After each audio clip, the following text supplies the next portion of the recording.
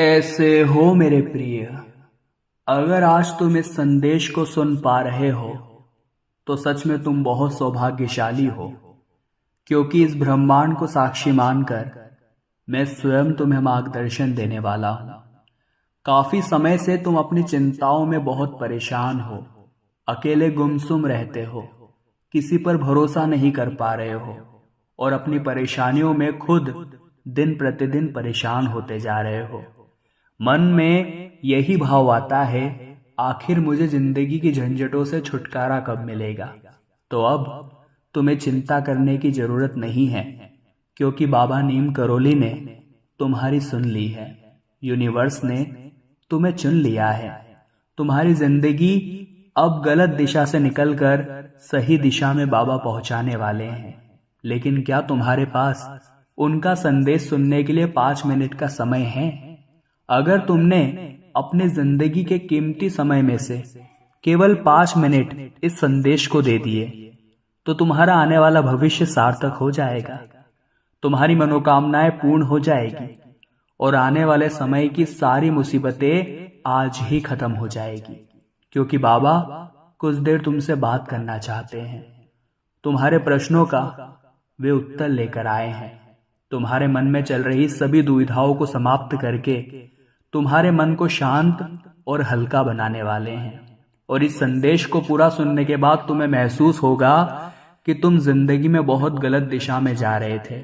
तुमसे बहुत बड़ी गलती होने वाली थी, लेकिन कहते हैं ना, डूबते को तिनके का सहारा। और आज यह संदेश तुम्हारे लिए बहुत बड़े सहारे का काम करने वाला है।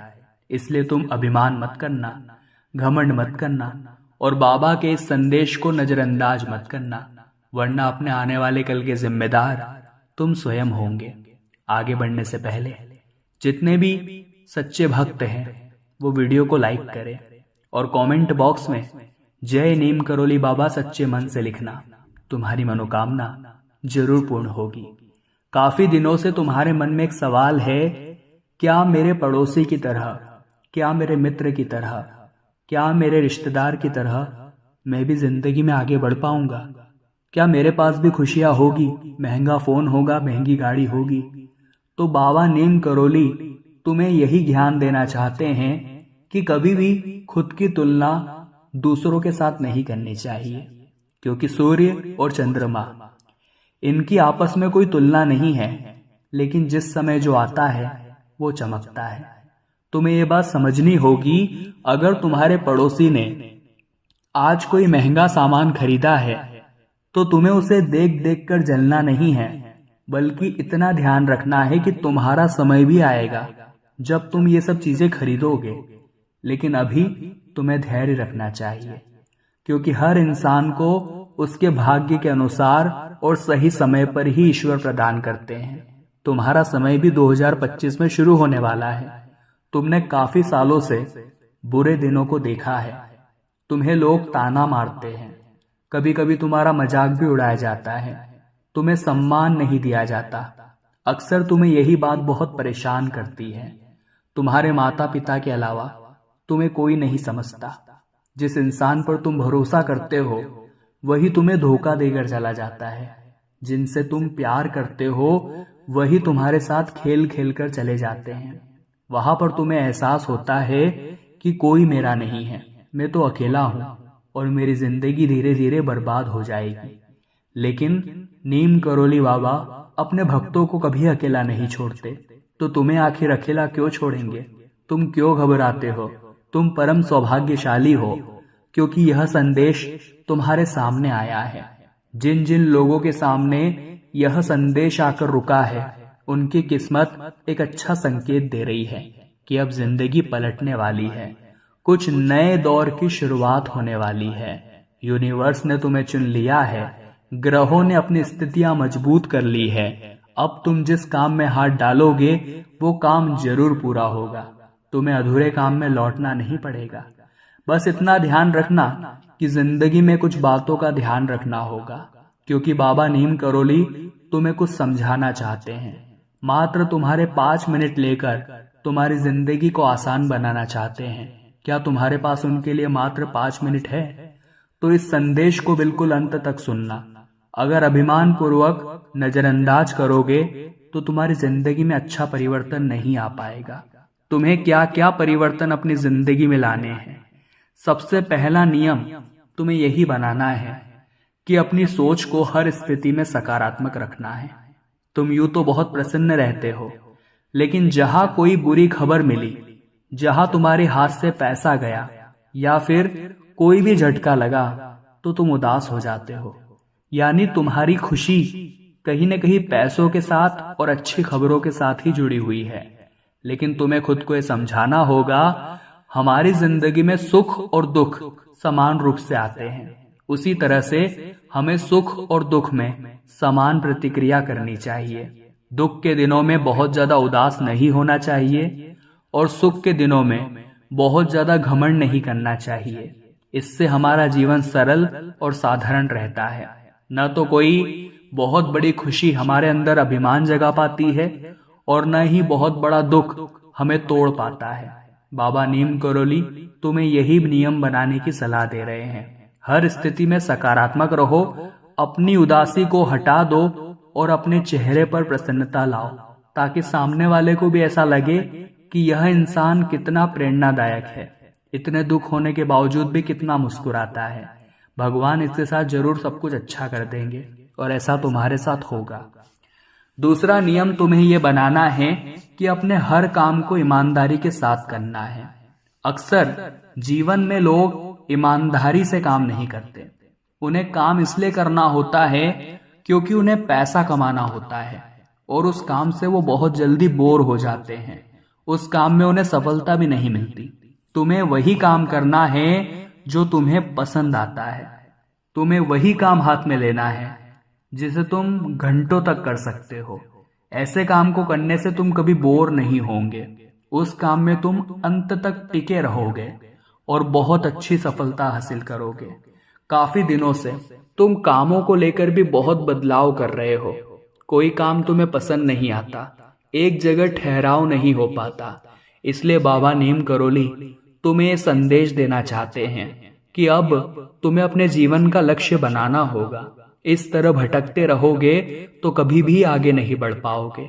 वो काम करो जो तुम्हें पसंद आता है और उस काम को इतनी मेहनत से करो कि सफलता तुम्हारे कदम चूम ले। लेकिन आज के जमाने के लोगों को बहुत जल्दी सफलता पानी है, तो वे एक साथ बहुत सारे काम हाथ में ले लेते हैं और किसी भी काम में सफल नहीं हो पाते। लेकिन बाबा तुमसे कहना चाहते हैं कि मेरे बच्चे, तुम अपने हर काम को दिल लगा कर करो। चाहे एक ही काम में घंटों लगा दो, लेकिन अब उस काम में अपनी पूरी आत्मा झोंक दो। वो काम तुम्हें जरूर सफलता देगा। वो काम तुम्हारा जल्द ही जरूर पूरा होगा। साथ ही साथ तीसरा नियम तुम्हें ये बनाना है कि दूसरों का सम्मान करना है। कुएं में उतरने वाली बाल्टी झुककर जाती है तो भरकर वापस आती है। लेकिन आज के दौर के लोग किसी के सामने भी झुकना पसंद नहीं करते। उन्हें ऐसा लगता है मेरी भी अकड़ है, मेरा भी सम्मान है, आखिर में किसी के सामने क्यों झुकूं। लेकिन वास्तविकता में झुकने में जो मजा है वो अकड़ दिखाने में नहीं है। बाबा नीम करोली तुम्हें समझाना चाहते हैं कि जब तुम दूसरों को नमस्कार करते हो तो उसका मतलब होता है कि तुम्हारे अंदर जो ईश्वर बैठा हुआ है मैं उसे प्रणाम करता हूँ। इसीलिए भारत में नमस्कार करने की परंपरा है जो कि झुककर किया जाता है। जो इंसान जिंदगी में जितना ज्यादा झुकता है वो उतना ही ज्यादा आगे जाता है।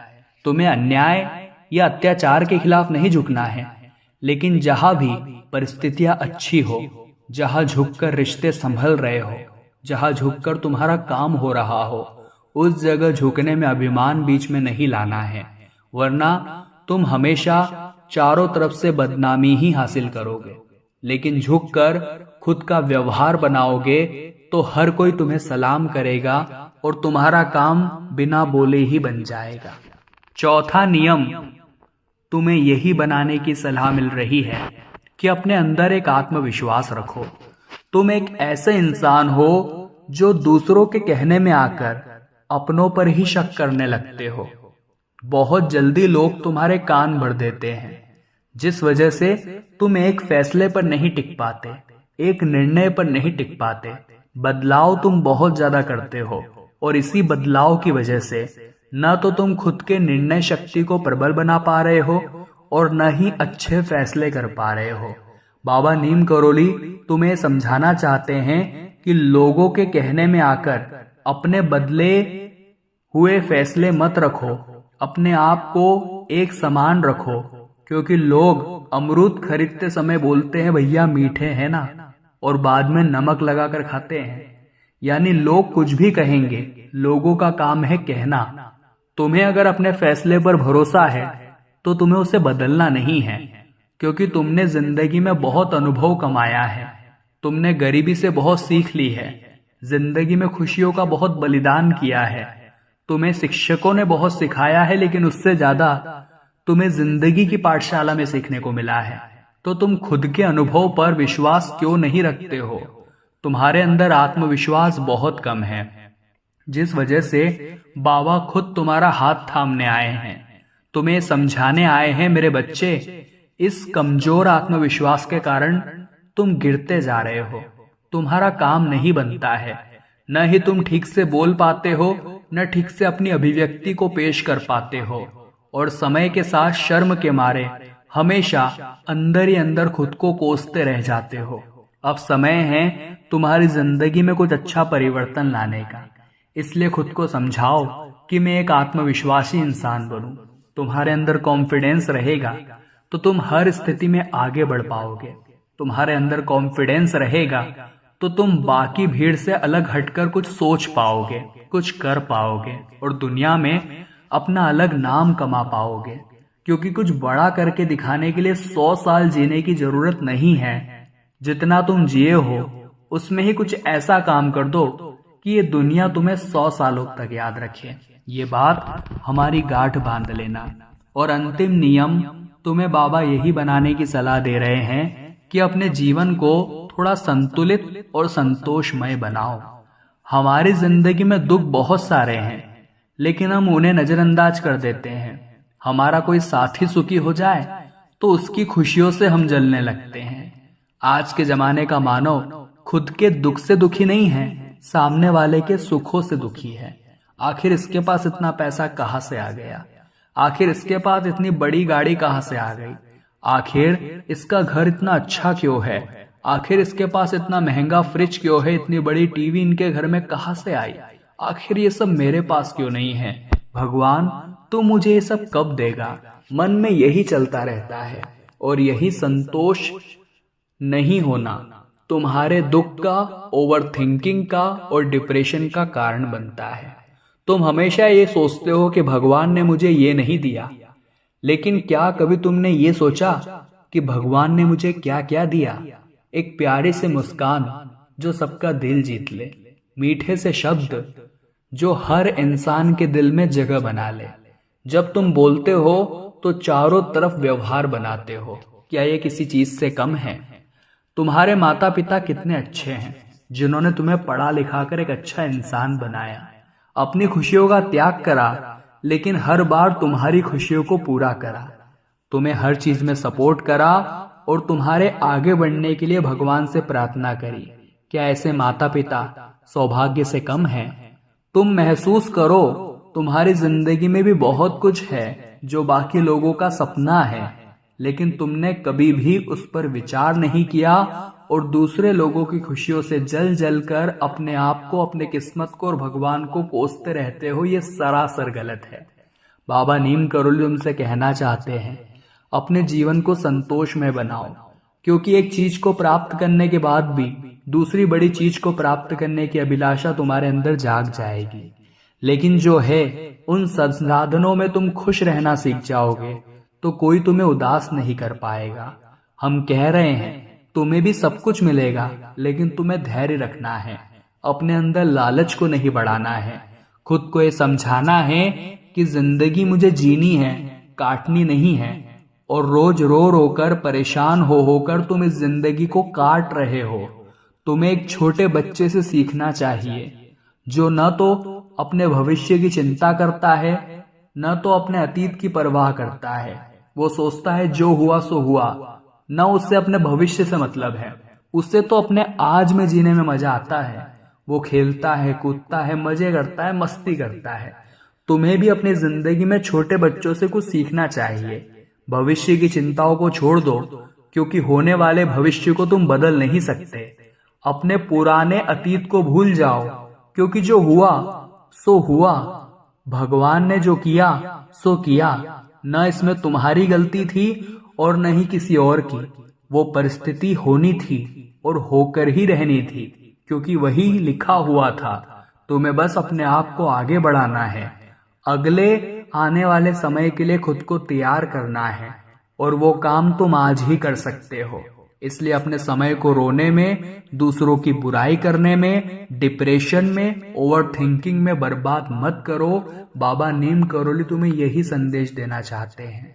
अपने हर काम की शुरुआत आज से करो। कुछ पीछे छूट गया तो उसे भूल जाओ। कुछ लोगों ने तुम्हें ताने मारे तो उन्हें नजरअंदाज कर दो, क्योंकि ये समय जो चला गया तो वापस लौटकर नहीं आने वाला। एक बार एक इंसान ने समय से पूछा कि मैं बार बार हार क्यों जाता हूं, तो समय ने जवाब दिया कि चाहे आंधी हो या काली रात हो, तूफान हो या बरसात हो, जिंदगी में कितने भी बुरे हालात हो, मैं हमेशा चलता रहता हूं, इसलिए मैं जीत जाता हूं। है इंसान, अगर तू भी मेरे साथ चलेगा तो मैं भी तुझे कभी हारने नहीं दूंगा। यानी समय कहता है कि हे इंसान, तू मेरे साथ चल, यानी तू समय के साथ चल, समय के अनुसार चल, बिल्कुल भी समय का दुरुपयोग मत कर, तू कभी हारेगा नहीं। तो तुम्हें अपने आज के समय को पकड़ना है और उसके साथ चलना है। अगर समय के पीछे हो गए, रोते रह गए, परेशान रह गए, डिप्रेशन में रह गए, तो जो लोग समय के साथ थे वो तुमसे आगे निकल जाएंगे। अब ये तुम खुद विचार करो, तुम्हें जिंदगी में क्या करना है। वीडियो पसंद आई हो तो लाइक जरूर करना, चैनल को सब्सक्राइब कर लो ताकि तुम्हें हमेशा ऐसे ज्ञानवर्धक संदेश मिलते रहें। अभी के लिए सभी दर्शकों को जय श्री राम।